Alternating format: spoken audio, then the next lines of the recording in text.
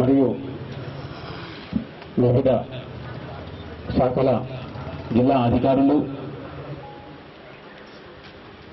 Police గౌరవవందన సమక్షంలో మువ్వన్నెల జాతీయ పతాకాన్ని ఆవిష్కరిస్తారు మన రాష్ట్ర మంత్రివర్యులు.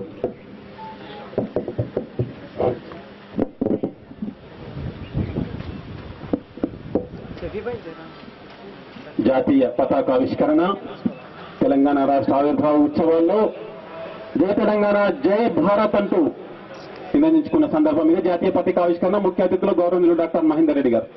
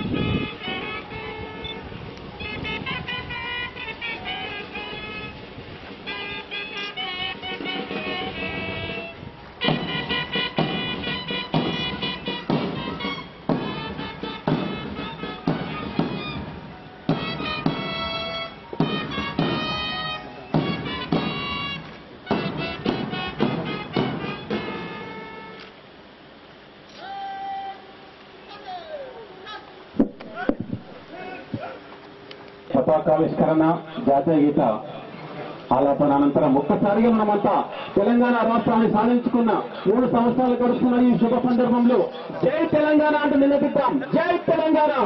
పోలీసు సాయుధ దళ పరేడ్ కమాండర్ క్రాంతి గారు విచ్చేస్తున్నారు.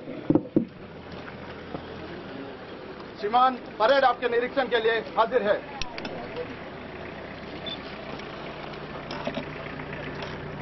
ఉన్నారు రాష్ట్ర మంత్రివర్యులు,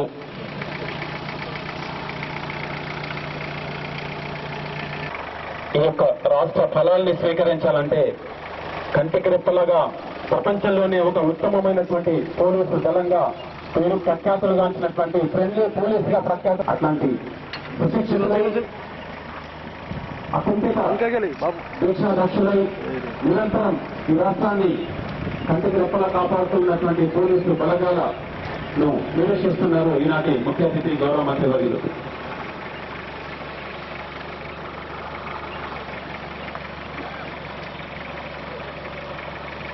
పరిశీలిస్తున్న పరేడ్ ను పరిశీలిస్తున్నారు. మన పోలీసు యొక్క పరేడ్ ను పరిశీలిస్తున్నారు. పరేడ్ కమాండర్ క్రాంతి కుమార్ గారి ఆధ్వర్యంలో జరుగుతున్నటువంటి కమాండర్ బ్యాండ్ మొదలైనటువంటి వాటిని మంత్రివర్యులు పరిశీలిస్తున్నారు. అనంతరం పోలీసు వారి యొక్క పరేడ్ ఉంటుంది.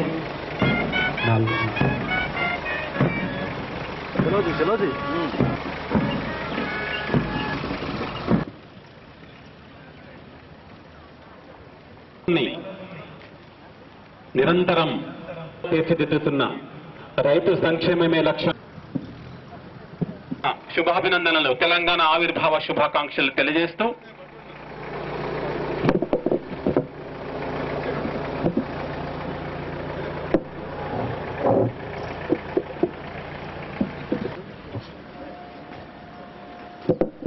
श्रीमान परेड मंच से गुजरने की आज्ञा प्रदान करें. श्रीमान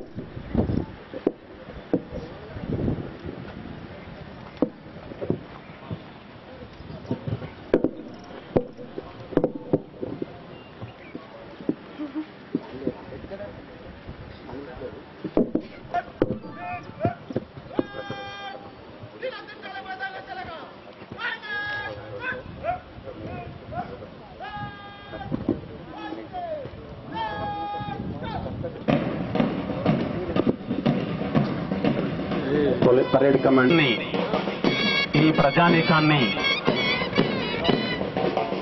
ఆనందంగా, ఆహ్లాదంగా, ఆనందమయంగా జీవించేందుకు మేమున్నాం మీ వెనకాల అంటున్నటువంటి ఆ ధీమానందిస్తూ ఈ యొక్క కవాతులో క్రమశిక్షంగతి ఈ ధరారజములో దొర్లాడి ఈ గాలులను హృదయాశావతిని నిలిపి ఈ జనని అత్యంతం పరాదేవిగా అంటూ ఈ దేశం కోసం, ఈ ధర్మం కోసం, ఈ ప్రజల కోసం మేము పునరంకితం అవుతామంటూ విచ్చేస్తున్నారు క్రాంతి కుమార్ గారి నేతృత్వంలో. Platoon commander D Narasimhachari RSI గారు, second platoon commander Narasimharaju RSI గారు, third platoon commander Prashant RSI గారు, fourth platoon commander V Sudhakar ఎక్స్ఐఎస్ఐ గారు వారి పరేడ్ ను ఈనాటి ముఖ్య అతిథి రాష్ట్ర గౌరవ మంత్రివర్యులు స్వీకరిస్తున్నారు.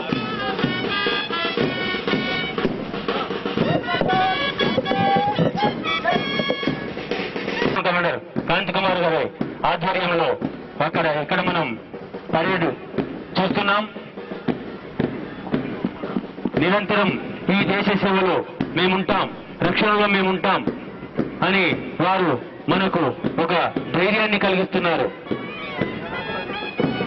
ఒక క్రమశిక్షణకు, నిబద్ధతకు వారే మనకు నిదర్శనం. సారే జహాం సే అచ్చా హిందూ సితాహం అతిథులు గౌరవ రాష్ట్ర మంత్రివర్యులు వారి యొక్క దివ్యమైన భవ్యమైన రాష్ట్ర అభివృద్ధికి సంకేతంగా నిలిచినటువంటి వారి అమూల్య సందేశం ఉంటుంది.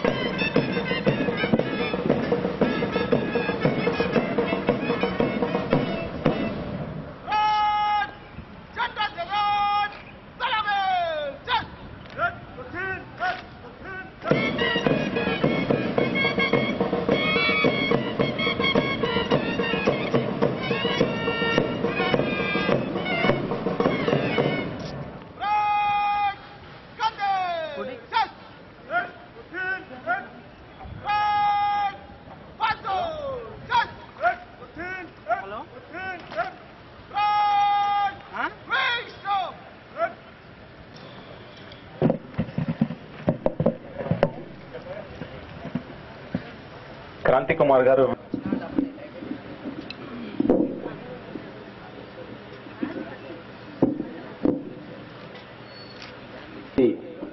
అన్ని రంగాల ప్రముఖులకు, ప్రజాప్రతినిధులకు, అధికారులకు, పత్రికా విలేకరులకు, ప్రింట్ అండ్ ఎలక్ట్రానిక్ మీడియా మిత్రులకు, సమస్త జిల్లా యంత్రాంగానికి మరొక్కసారి ఈనాటి ముఖ్య అతిథి రాష్ట్ర గౌరవ రవాణా శాఖ మంత్రులు గౌరవనీయులు డాక్టర్ పి మహేందర్ రెడ్డి గారి దివ్యమైన రాష్ట్ర అభివృద్ధి ఫలాలను ఏ రకంగా మనందరికి అందిస్తున్నారో ఏ సందర్భంగా తెలియజేసే అపూర్వమైన ఘట్టం, దివ్యమైన అనుభూతిని పెంచేటువంటి ఒక అందరికీ హృదయపూర్వక నివాళులు అర్పిస్తున్నాను.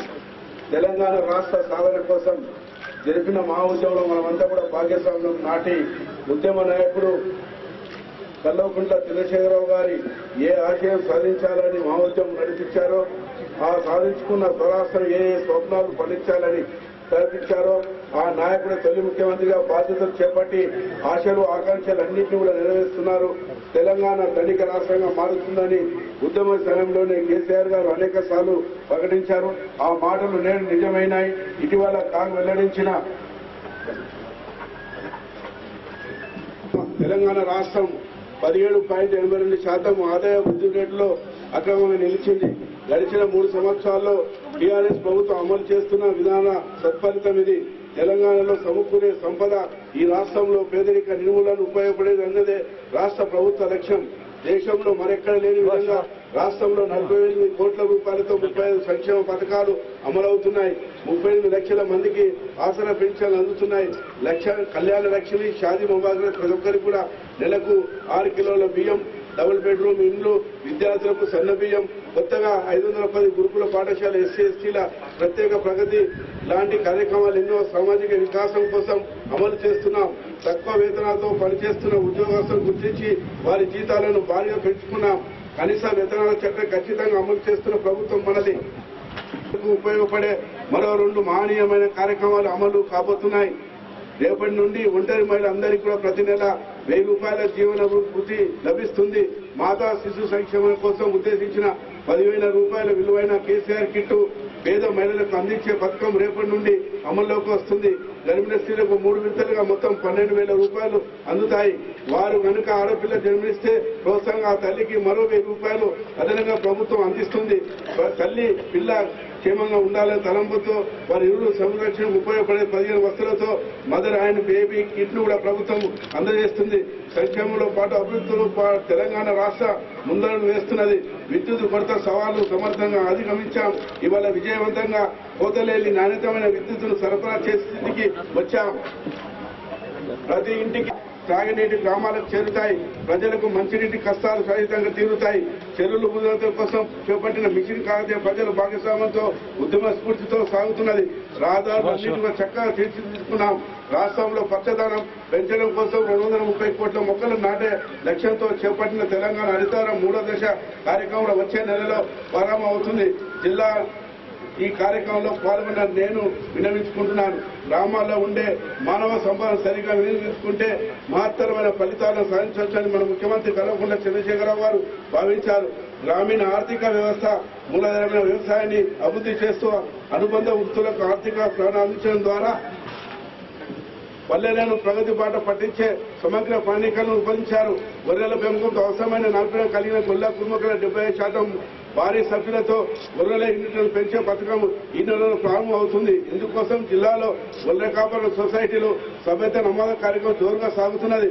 మీకు తెలుసు, రాష్ట్ర ప్రభుత్వం ప్రత్యేక శ్రద్ధతో అభివృద్ధి చేస్తున్న నీటి వనరులు సాగునీటి కోసమే కాకుండా చేపల పెంపకాన్ని కూడా వినియోగించి జీవితాలు మెరుగుపరిచేందుకు ప్రభుత్వం చర్యలు ప్రారంభించింది. చేపల పెంపకానికి అవసరమయ్యే మొత్తం పెట్టుబడిని ప్రభుత్వమే భరించి లాభాలను మాత్రం తెస్తా ముద్రాజు తదితర మత్స్యకారులు అందించాలని ప్రభుత్వం నిర్ణయించింది. చేనేత కార్మికులకు అవసరమయ్యే నూలు రసాయనాలను 50% సభ్యులతో ప్రభుత్వం అందిస్తుంది. నేసిన వస్త్రాల ప్రభుత్వం కొనుగోలు చేస్తుంది. నవీన క్షారశాలలు కూడా పెట్టుకునేందుకు న్యాయ బ్రాహ్మణులకు ₹1,00,000 ఆర్థిక సహకారాన్ని ప్రభుత్వం అందిస్తుంది. రజకుల బట్టలు ఉతికే అధునాధిక యంత్రాలను అందించబోతున్నది. విశ్వబ్రహ్మణకు ఆర్థిక ప్రేరణ ఇచ్చేందుకు ప్రభుత్వం సన్మానాలు చేస్తున్నది. ఇతర వృత్తులను మార్చుకునే వారికి తగిన ఆర్థిక తోడ్పాటు ప్రభుత్వం అందిస్తుంది. అత్యంత వెనుకబాటుతనాన్ని అనుభవిస్తున్న వారిని అన్ని రకాలుగా ఆదుకునేందుకు 1000 కోట్ల బడ్జెట్తో ఏర్పడిన ఎంబీసీ కార్పొరేషన్ పలు పథకాలు రూపొందిస్తున్నది. తెలంగాణలో కేసీఆర్ గారి నాయకత్వంలో ప్రభుత్వం ఏర్పడిన వెంటనే రైతాంగాన్ని ఆదుకునే ప్రయత్నాలు ప్రారంభించింది. 10,000 కోట్ల రూపాయలతో రైతు రుణాలు మాఫీ చేసింది. సకాలంలో ఎరువులు విత్తనాలు అందిస్తున్నది. 1 ఎకరాలకు సాగునీరు అందించేందుకు ప్రాజెక్టుల నిర్మాణం జరుపుతున్నది. రైతాంగానికి పగటిపూట 9 గంటల విద్యుత్తును ఉచితంగా అందిస్తున్నది. వచ్చే ఏడాది నుంచి కూడా వ్యవసాయానికి 24 గంటల ఉచిత నిరంతర విద్యుత్ సరఫరా చేయడానికి ప్రయత్నాలు జరుగుతున్నాయి. 5,000 చొప్పున 2 పంటలకు కావాల్సిన పెట్టుబడిని ప్రభుత్వమే అందిస్తుంది. ఈ నిర్ణయం అప్పుల ఊపిలో రైతులకు కూరుకుపోకుండా ఆదుకుంటుంది. పెట్టుబడిని ప్రభుత్వమే భరించడం వల్ల వ్యవసాయం లాభసాటిగా మారుతుంది. గ్రామ స్థాయి నుంచి రాష్ట్ర స్థాయి దాకా రైతులు సంఘాలు సమైక్యలు ఏర్పాటు చేయాలని ప్రభుత్వం నిర్ణయించింది. ఈ సమైక్యలకు 500 కోట్ల రూపాయలు మూల నిధిని ప్రభుత్వం బడ్జెట్లో కేటాయిస్తుంది. దీని ద్వారా రైతులు గిట్టుబాటు ధర పొందే శక్తి సామర్థ్యాలను సదరించుకొని కొనుగోలు రైతులకు అందుబాటులో ఉండేందుకు 5,000 ఎకరాలకు ఒకరి చొప్పున వ్యవసాయ విస్తరణ అధికారులు ఇప్పటికే ప్రభుత్వం నియమించింది. రాష్ట్ర మొత్తాన్ని క్రాప్ ఖాళీలుగా మలుస్తుంది. దీనివల్ల రైతులంతా ఒకే పంట వేసి నష్టపోయే పరిస్థితి ఉత్పన్నం కాదు. పండిన పంటకు మార్కెటింగ్ సమస్య తలెత్తదు. రాష్ట్ర సర్వోదయానికి ముఖ్యమంత్రి కె చంద్రశేఖరరావు గారు చేస్తున్న కృషి ఫలితంగా మన జిల్లా కూడా గడిచిన 3 ఏళ్లలో ఎంతో అభివృద్ధి చెందింది. పాలన వికేంద్రీకరణలో భాగంగా ప్రభుత్వం కొత్త జిల్లాను ఏర్పాటు చేయడం జరిగింది. ఇందులో భాగంగా వికారాబాద్ జిల్లాను సాధించుకున్న మీ అందరికీ నా హృదయపూర్వక శుభాకాంక్షలు. కొత్త జిల్లాను ఏర్పాటు చేయడం వల్ల జిల్లా అధికార యంత్రాంగం మారుమూల గ్రామాల్లో ఉన్న అన్ని వర్గాల ప్రజలకు అందుబాటులో ఉండడం వల్ల ప్రజలు వారి సమస్యలను అధికారుల దృష్టికి తీసుకొచ్చి